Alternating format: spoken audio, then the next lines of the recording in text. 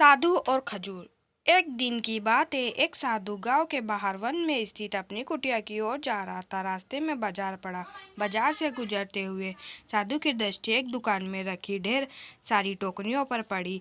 उसमें खजूर रखे हुए थे। खजूर देखकर साधु का मन ललचा गया। उसके मन में खजूर खाने की इच्छा जाग उठी, किंतु उस समय उसके पास पैसे नहीं थे। उसने अपनी इच्छा पर नियंत्रण रखा और कुटिया चला आया।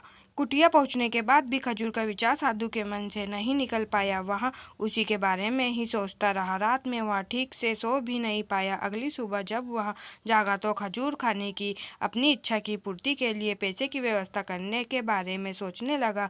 सूखी लकड़ियां बेचकर खजूर खरीदने लायक पैसे की व्यवस्था आवश्यक हो जाएगी, यह सोचकर वह जंगल में गया और सूखी लकड़ियां बीनने लगा। काफी लकड़ियां एकत्रित कर लेने के बाद उसने उसका गट्ठा बनाया और उसे अपने कंधे पर लाद कर बाजार की ओर चल पड़ा।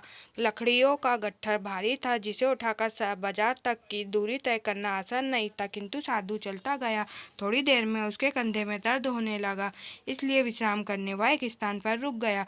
थोड़ी देर विश्राम कर वह पुनः लकड़ियां उठाकर चलने लगा। इसी तरह रुक रुक कर किसी तरह वह लकड़ियों के गट्ठर के साथ बाजार पहुंचा। बाजार में उसने सारी लकड़ियां बेच दी।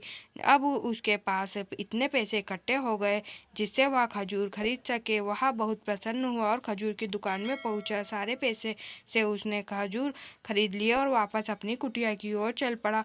कुटिया की ओर जाते जाते उसके मन में विचार आया कि आज मुझे खजूर खाने की इच्छा हुई, हो सकता है कल किसी और वस्तु की इच्छा हो जाए।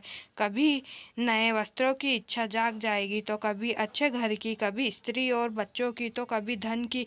मैं तो साधु व्यक्ति हूँ, इस तरह से तो मैं इच्छाओं का दास बन जाऊंगा। यह विचार आते ही साधु ने खजूर खाने का विचार त्याग दिया। उस समय उसके पास से एक गरीब व्यक्ति गुजर रहा था। साधु ने उसे बुलाया और सारे खजूर उसे दे दिए। इस तरह उसने स्वयं को इच्छाओं का दास बनने से बचा लिया। सीख, यदि हम अपनी हर इच्छाओं के आगे हार जाएंगे तो सदा के लिए अपनी इच्छाओं के दास बन जाएंगे। मन चंचल होता है, उसमें रह रहकर इच्छाएं उत्पन्न होती रहती है, जो उचित भी हो सकती है और अनुचित भी। ऐसे में इच्छाओं पर नियंत्रण रखना आवश्यक है। सोच विचार कर इच्छाओं के आकलन के उपरांत ही अपनी पूर्ति के लिए कदम बढ़ाना चाहिए, तभी जीवन सफलता प्राप्त होगी। हमें इच्छाओं का दास नहीं बनाना है, बल्कि इच्छाओं को अपना दास बनाना है।